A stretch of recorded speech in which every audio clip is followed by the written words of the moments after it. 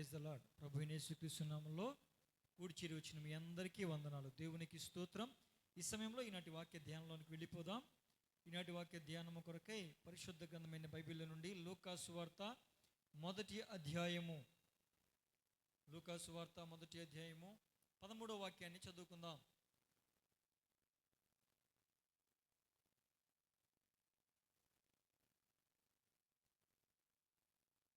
అప్పుడు దూత అతనితో, జకర్యా, భయపడకుము, నీ ప్రార్థన వినబడినది. దేవునికి స్తోత్రం. గత వారం కూడా మనము ఇదే వాక్యం ద్వారా ప్రభువారు మనతో మాట్లాడిన కొన్ని విషయాలు మాట్లాడాం. మరలా ప్రభువారు ఇక్కడ మాట్లాడుతున్న మాట ఏంటంటే, నీ ప్రార్థన వినబడినది. ప్రార్థన విన్న దేవుడు ఏం చేశాడండి?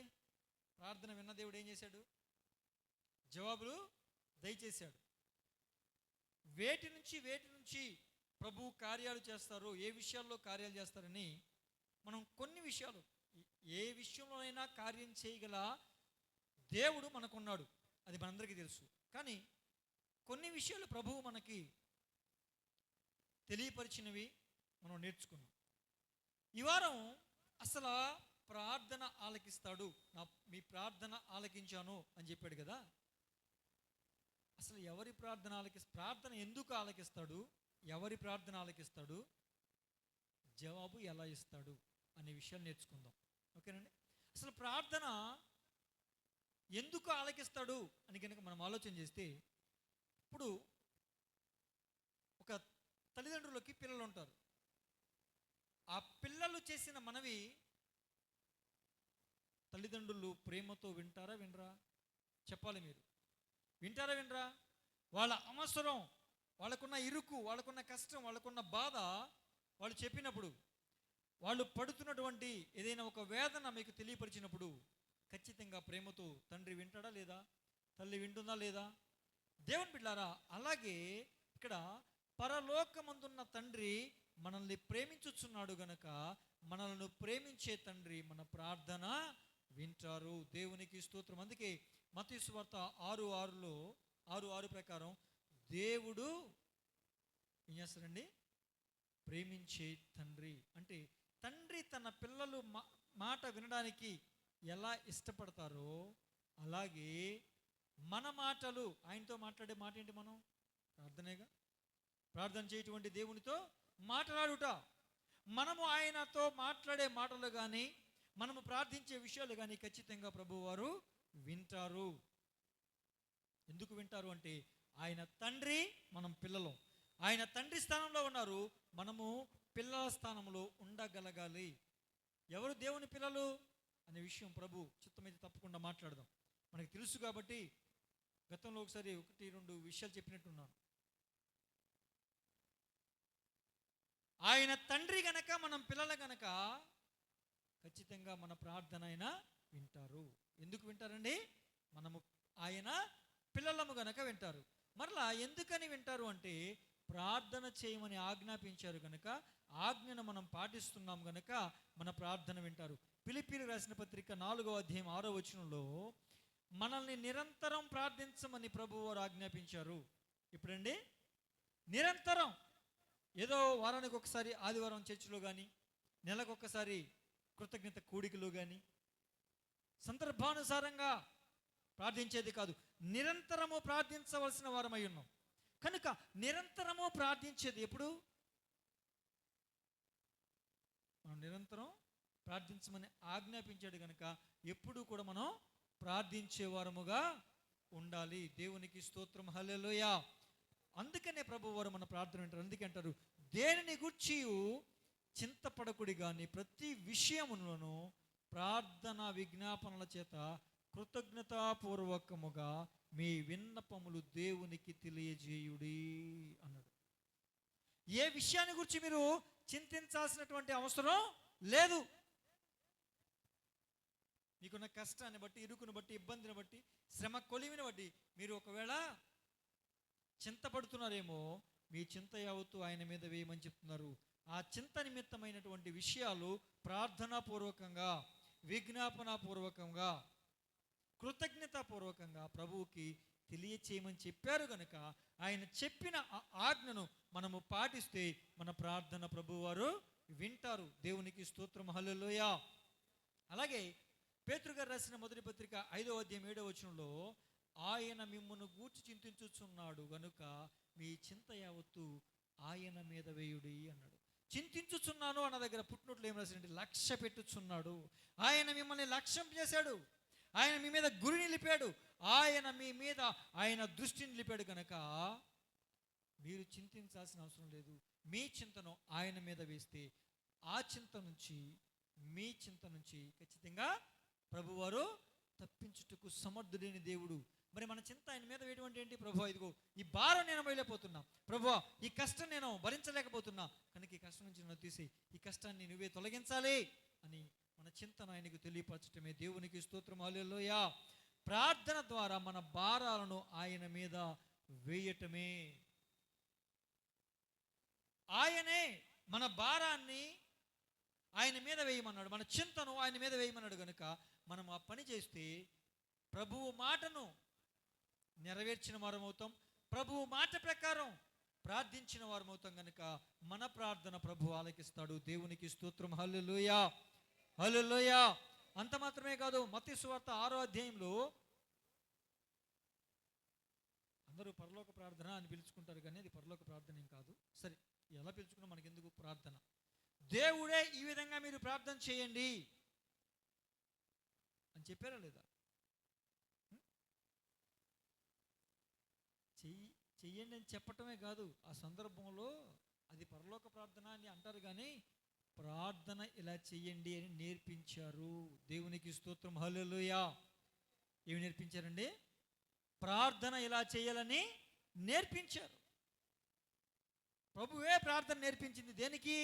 మనము ప్రార్థన చేస్తే ప్రభువు మన మనవి ఆలకించుటకు. దేవునికి స్తోత్రం. హల్లెలూయా. హల్లెలూయా. యోహాను రాసిన మొదటి పత్రిక 5వ అధ్యాయం 14వ వచనంలో ఆయనను బట్టి మనకు కలిగిన ధైర్యం ఏదనగా ఆయన చిత్తానుసారముగా మనమేది అడిగినను ఆయన మన మనవి ఆలకించును. దేవునికి స్తోత్రం. ఎందుకని మన ప్రార్థన వింటాడంటే ఆయన చిత్తానుసారంగా మనం ఏది అడిగినా ఆయన ఏం చేస్తాడండి? మన మనవి ఆలకిస్తాడు. మన కష్టం గురించో, బాధ గురించో, దుఃఖం గురించో, వేదన గురించో, ఇరుకు ఇబ్బందుల గురించో, ఆర్థిక సమస్యల గురించో, అనారోగ్య సమస్యల గురించో, వీటి గురించి మనం ప్రార్థన చేస్తే ఆధ్యాత్మిక ఎదుగుదల నిమిత్తమై మనం ప్రార్థన చేస్తే ఖచ్చితంగా మన ప్రార్థన ఆలకిస్తాడు. కారణం, మనం ఎన్ని రకాలుగా ఆధ్యాత్మికంగా, ఆరోగ్యపరంగా, ఆర్థిక పరంగా దీవించబడ్డం దేవుని చిత్తం. ఆయన చిత్తానుసారంగా మనం అడిగితే ఖచ్చితంగా మన ప్రార్థన ఆయన ఆలకిస్తాడు. దేవునికి స్తోత్రం. అంతేగాని ప్రభువా మరి ఇప్పుడు నేను ఏమండి మా స్నేహితులతో కలిసి పార్టీకి వెళ్తున్నా, మరి పార్టీలో క్షేమం ఉండాలి, అక్కడ సకల సమృద్ధి ఉండాలి, అలాంటి ప్రార్థన వింటాడా? వింటాడండి?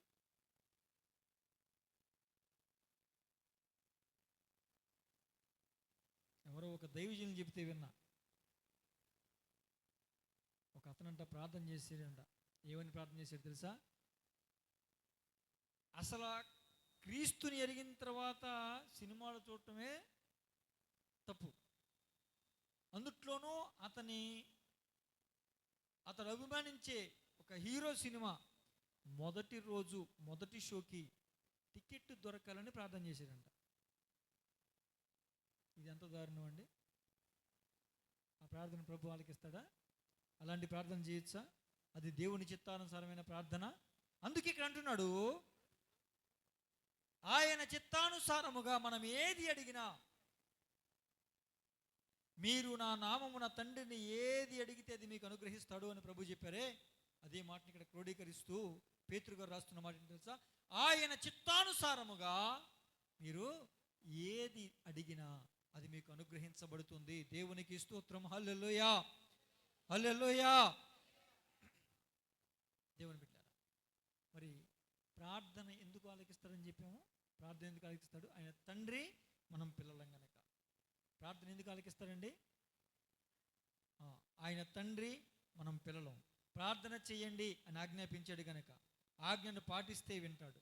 రెండవది, మన చింత యావత్తు ఆయన మీద వేయమన్నాడు గనుక మనం మన చింత అంతా ఆయన మీద వేస్తే దాన్ని ఆలకించి దాని నుంచి విడిపిస్తాడు. అంత మాత్రమే కాదు, ఆయనే ప్రార్థన నేర్పించాడు గనుక మన ప్రార్థన వింటాడు. ఆయన చిత్తానుసారంగా మనం ఏది అడిగినా ఆయన మన ప్రార్థన వింటాడు. దేవునికి స్తోత్రం. హల్లెలూయా, హల్లెలూయా. మరి ఎందుకు ప్రార్థన వింటాడో చెప్పుకున్నాం కదా. ఎవరి ప్రార్థన వింటాడో కూడా రెండు మాటలు చెప్పుకుందాం. ఎవరి ప్రార్థన వింటాడో కూడా రెండు మాటలు చెప్పుకుందాం. హెబ్రీయులకు రాసిన పత్రిక 11వ అధ్యాయం 6వ వచనం. హెబ్రీ పత్రిక 11:6. విశ్వాసము లేకుండా దేవునికి ఇష్టుడయ్యుండుట అసాధ్యము. దేవుని యొద్దకు వచ్చువాడు ఆయన ఉన్నాడనియు తనను వెదకు వారికి ఫలము దయచేయువాడని నమ్మాలి. ఎవరి ప్రార్థన వింటాడో తెలుసా? విశ్వాసముతో ప్రార్థించిన వాని ప్రార్థన వింటాడు. దేవునికి స్తోత్రం. హల్లెలూయా. అంటే మనం ప్రార్థించినప్పుడు మనకేముండాలి? విశ్వాసం ఉండాలి, నమ్మకం ఉండాలి. నేను ప్రార్థన చేశాను కనుక దేవుడు నా మనవి ఆలకించాడు, నా మనవి ఆలకించి నాకు కార్యం చేస్తాడనే విశ్వాసం మనలో ఉండాలి. ఆ విశ్వాసం లేకుండా ఏదో ప్రార్థన చేసామండి, మరి దేవుని ఇష్టం అండి, దేవుడు చేస్తే చేస్తాడు లేకపోతే లేదండి అనే అనుమానం ఉండకూడదు. మీరు ప్రార్థించినవన్నీ పొంది ఉన్నామని నమ్మండి, అప్పుడు అవి మీకు కలుగుతాయని చెప్పాడా?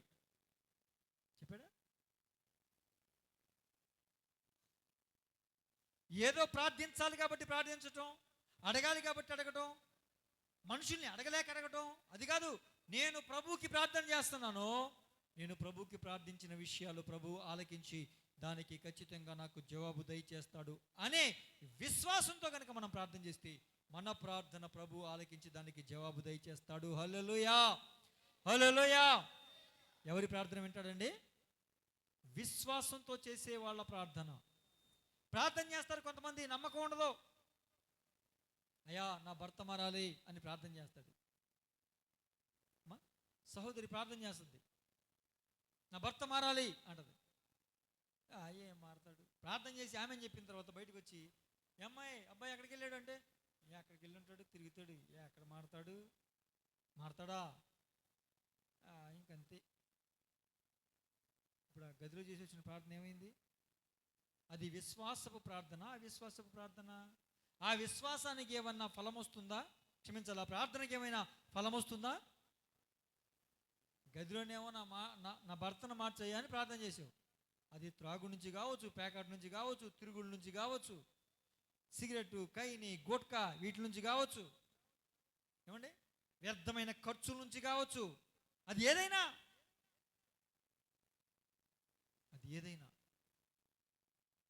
ప్రార్థన చేసి నువ్వు నమ్మకపోతే నీ కార్యం ఎలా జరుగుతుంది? ఎవరి ప్రార్థన మళ్ళీ నెప్పం ఎవరి మీద పెడతారండి?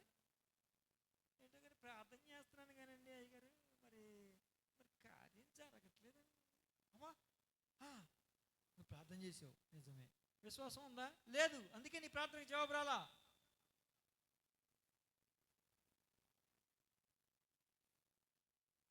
ప్రార్థించినప్పుడు ఏం చేయాలండి?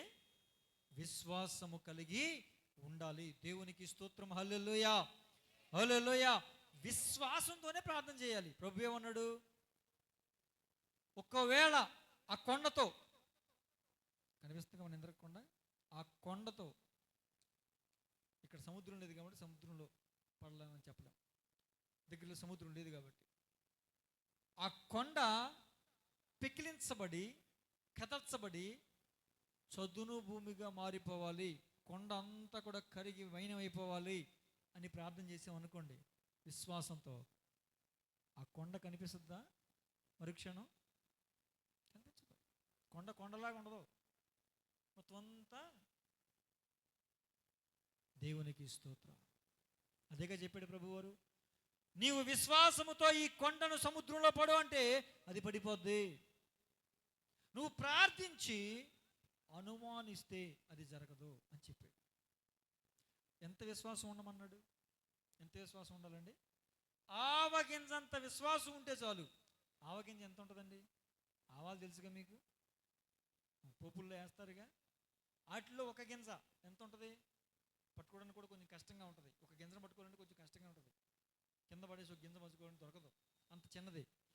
అంత అల్పమైన విశ్వాసం ఉంటే మన విశ్వాసాన్ని ప్రభు గణపరుస్తారు. దేవునికి స్తోత్రం. అంటే మనం ఇంకా కార్యాలు పొందుకోలేకపోతున్నామంటే, ఇంకా మన ప్రార్థనలకు జవాబు రావట్లేదంటే మనలో ఏం లేదు?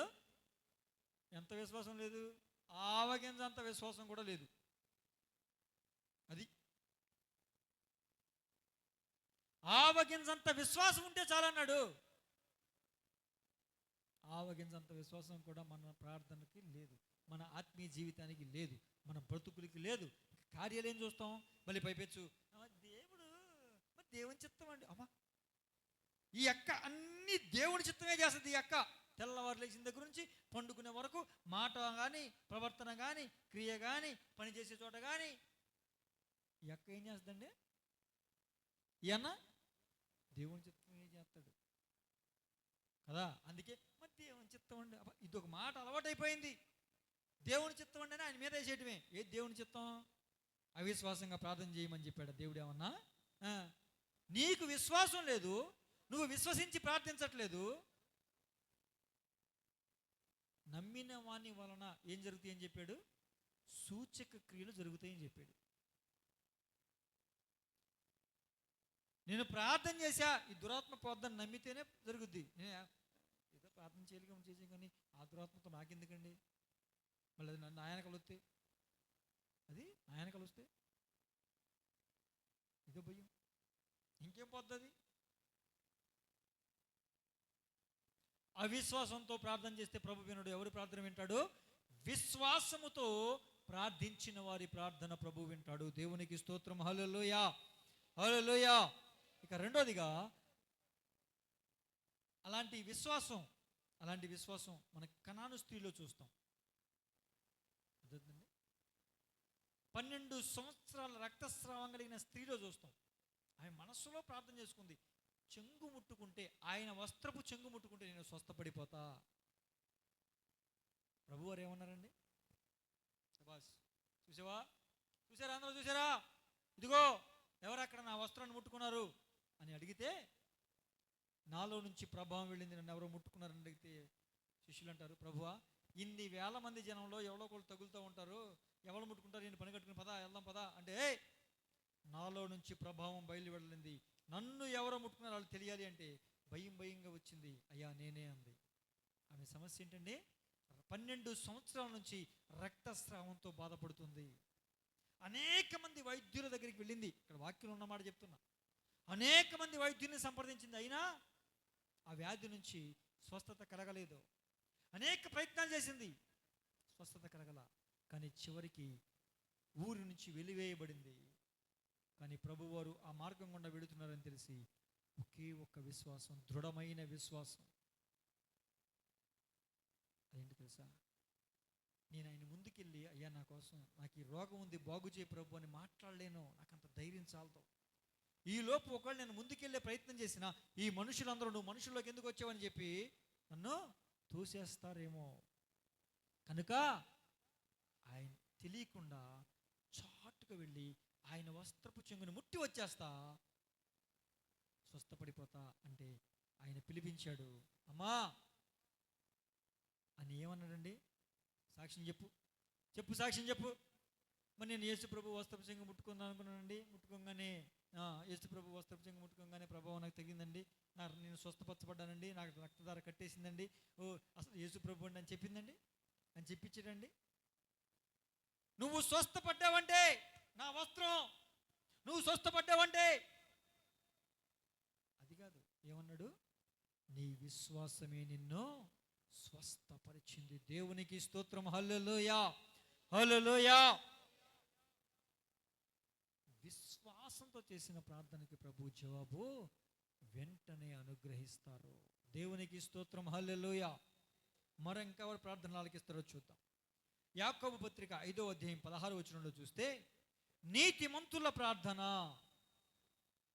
నీతిమంతుని విజ్ఞాపన మనఃపూర్వకమైనది, బహు బలముగలదై ఉంటుంది అని చెప్పాడు కదా. నీతిమంతుల ప్రార్థన ప్రభు వింటారు. నీతిమంతులు అంటే ఏంటి? నీతి అంటే ఏంటి తెలుసా? దేవుని దృష్టికి సరైనది చేసినవాడు. ఇప్పుడు చెప్పండి, దేవుని దృష్టికి మనం సరిగ్గా ప్రవర్తిస్తున్నామా? సరిగ్గా నడుచుకుంటున్నామా? సరిగ్గా మాట్లాడగలుగుతున్నామా? సరిగ్గా జీవించగలుగుతున్నామా? ఆయన దృష్టికి సరైనది చేస్తే మనము నీతిని కలిగిన వ్యక్తులం. దేవునికి స్తోత్రం. మనుషుల దృష్టికి, మనుషుల్ని మెప్పించడానికి, తోటి సంఘస్థుల్ని మెప్పించడానికి, పాస్టర్ గారిని మెప్పించడానికి కాదు. ఎవరి దృష్టిలో నువ్వు సరిగ్గా ఉండాలి? దేవుని దృష్టిలో నువ్వు సరిగ్గా ఉంటే నువ్వు నీతిమంతుడివి, నువ్వు నీతిమంతురాలవి. నువ్వు దేవుని దృష్టిలో ఎలాగున్నావు?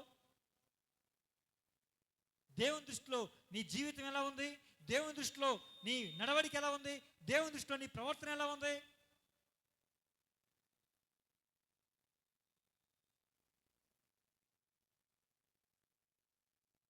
ఎవరి ప్రార్థన వింటాడండి? నీతిమంతుల ప్రార్థన. నీతి అంటే ఏంటి? దేవుని దృష్టికి సరిగ్గా ఉండాలి. మనుషుల దృష్టికి కప్పేయచ్చు. ఇప్పుడు నేను ఉన్నానండి, మీ ముందు బాగా భక్తిపరుల్లాగా ప్రవర్తించి ఆరాధన అయిపోద్ది, వెళ్ళిపోతారు. నేను ఇక లోకంలో పడి తిరిగాను అనుకోండి, మీకు తెలియకపోవచ్చు, మీకు కళ్ళు కప్పి తిరగవచ్చు, కానీ ఎవరి దృష్టికి కనపడతా? ఆయన దృష్టికి కనపడతా. అప్పుడు నన్ను నీతిమంతుడు అంటాడా? దేవుని దృష్టికి సరైనది చేస్తేనే మనము నీతిమంతులుగా తీర్చబడతాం.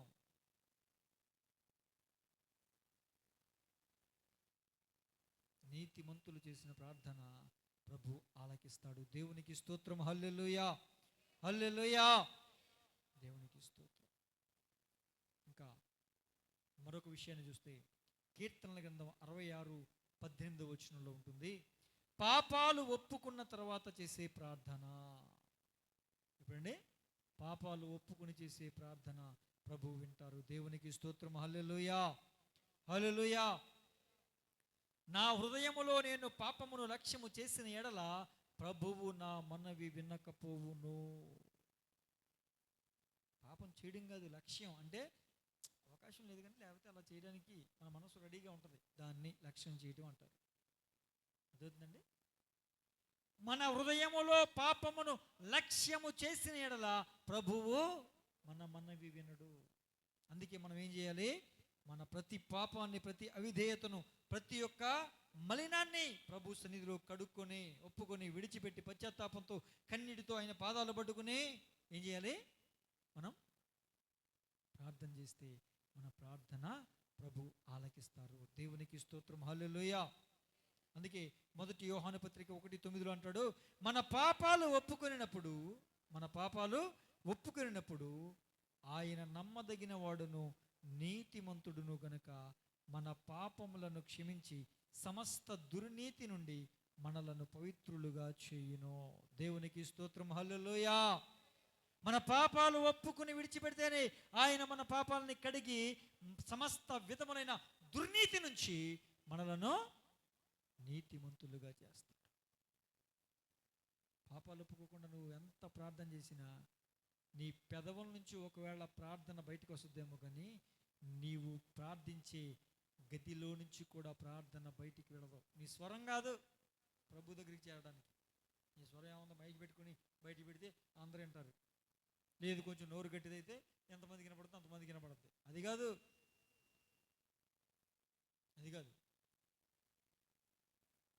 పాపాలు ఒప్పుకుని ప్రార్థన చేస్తేనే నీ ప్రార్థన అక్కడికి వెళ్తుంది. అందుకే మీ పాపములు మీకును నాకును మధ్యలో అడ్డుగోడగా ఉన్నాయి.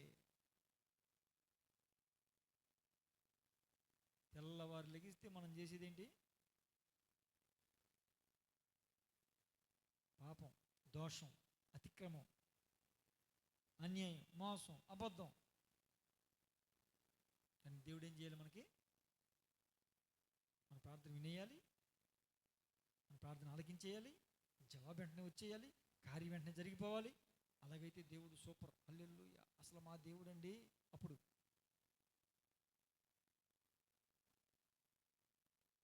మన జీవితం మారకుండా, మన పరిస్థితి మారకుండా, మన హృదయ స్థితి మారకుండా, మన విధానం మారకుండా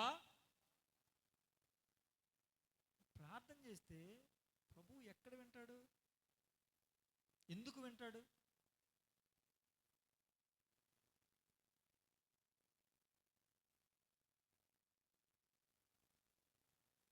వింటాడండి?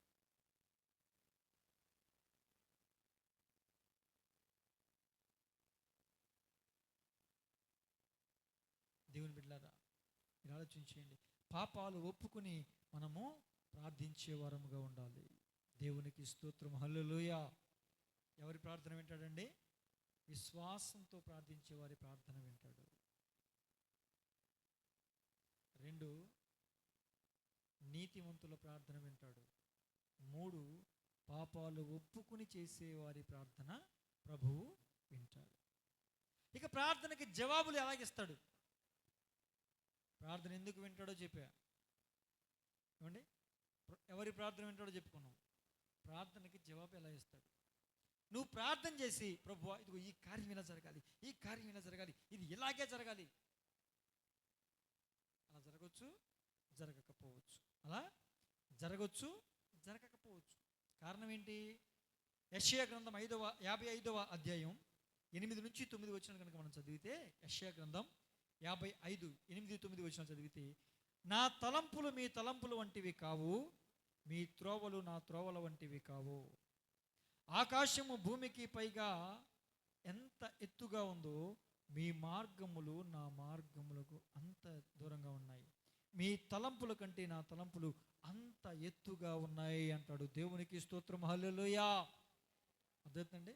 మన ఆలోచన వేరు, ఆయన ఆలోచన వేరు. నువ్వు అనుకున్నట్టు జరగదు, ఆయన అనుకున్నట్టు జరుగుద్ది. జవాబు ఎలా ఇస్తాడు? నువ్వు అనుకుంటావు, ప్రార్థన చేస్తావు, ఈ ప్రార్థనకి జవాబు ఇలాగిస్తాడు అని అనుకుంటావు. కానీ జవాబు అలా ఇవ్వచ్చు, ఇవ్వకపోవచ్చు. కారణం ఏంటి? అది ఆయన ఇష్టం. అది ఆయన ఇష్టం. రాజుల 2వ గ్రంథం 5వ అధ్యాయం 11వ వచనంలో నయమాను అనే వ్యక్తి ఉన్నాడు. ఎవరండి? రాజుల 2వ గ్రంథం 5వ అధ్యాయం 11వ వచనంలో నయమాను అనే వ్యక్తి కనిపిస్తాడు. ఇతను ఒక అన్య దేశానికి సైన్యాధిపతి. ఎవరండి? సైన్యాధిపతి. ఈ సైన్యాధిపతి ఒక వ్యాధితో బాధపడుతున్నాడు, మరణకరమైన వ్యాధి, అది కూడా కుష్టు వ్యాధి. అయితే ఆ దేశానికి బానిసగా తీసుకెళ్ళినటువంటి ప్రజల్లో ఒక చిన్నది ఉంది. ఆ చిన్నది ఆ యజమానురాలుకి చెప్పింది, అమ్మగారు అయ్యగారికి కుష్టు ఉంది కదా, ఆ కుష్టు పోవాలంటే మా దేశంలో, మా ప్రాంతంలో ఒక దైవజనుడు ఉన్నాడు, ఆయన ప్రార్థన చేస్తే స్వస్థపరచబడతాడు అని చెప్పి, సరే నువ్వు ఉండు అని నేను చెప్తానులే అయ్యగారికి అని చెప్పి నిదానంగా ఆ నయమానికి తన భార్య తెలియపరిచిన తర్వాత, వాళ్ళ దేశం నేను వెళ్తాం ఏంటి, వాళ్ళ దేశంలో ఒక ప్రవక్త ఉండడం ఏంటి, వాళ్ళ దేశంలో దైవజనుడి దగ్గరికి నేను వెళ్తాం ఏంటి అని అనుకోలేదండి. సరే నాకు కావాల్సింది ఏంటి? రోగం తగ్గాలి అనే నమ్మకంతో వచ్చాడు.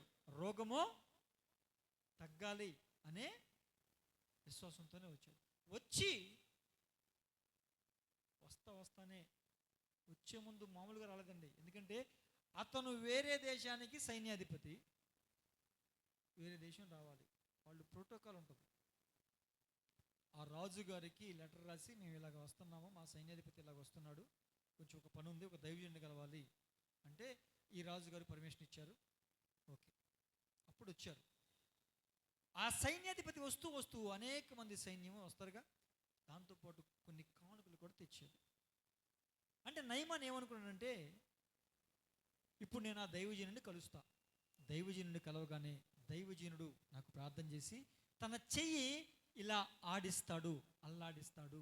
ఏం చేస్తాడంట? చెయ్యి ఆడిస్తాడు, అప్పుడు నేను స్వస్థపడతా, దానికి కృతజ్ఞతగా కానుకిస్తా అని తన ఆలోచన ప్రకారం, తన తలంపు ప్రకారం విశ్వాసంతో వచ్చి, తన ఆలోచన ప్రకారం ఈ విధంగా దైవజనుడు వచ్చి నాకు ప్రార్థన చేసి చెయ్యిలాగా ఆడిస్తాడు, అప్పుడు నేను స్వస్థపడతా అనుకున్నాడు. సరే దైవజనుడి ఇంటికి వచ్చాడు, గుమ్మం దగ్గర ఆగాడు. బాబు, దైవజనుల్ని కావాలి, నేను పలానా దేశపు సైన్యాధిపతిని అంటే ఆయన దగ్గర పాస్టర్ గారు రాలా. పాస్టర్ గారు లోపల ప్రార్థనలో ఉన్నారు. శిష్యుడు వెళ్ళాడు, చెప్పండి అన్నాడు. విషయం చెప్పారు. వచ్చి పాస్టర్ గారికి తెలియపరిచాడు.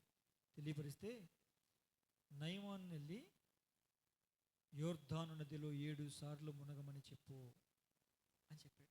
ఏమని చెప్పాడండి? యోర్దాను నదిలో 7 సార్లు మునగమని చెప్పు, స్వస్థపడతాడు, వెళ్ళిపోమని చెప్పు అన్నాడు. ఆ మాట వచ్చి చెబితే మనోడు అసలు ఊగిపోతున్నాడు.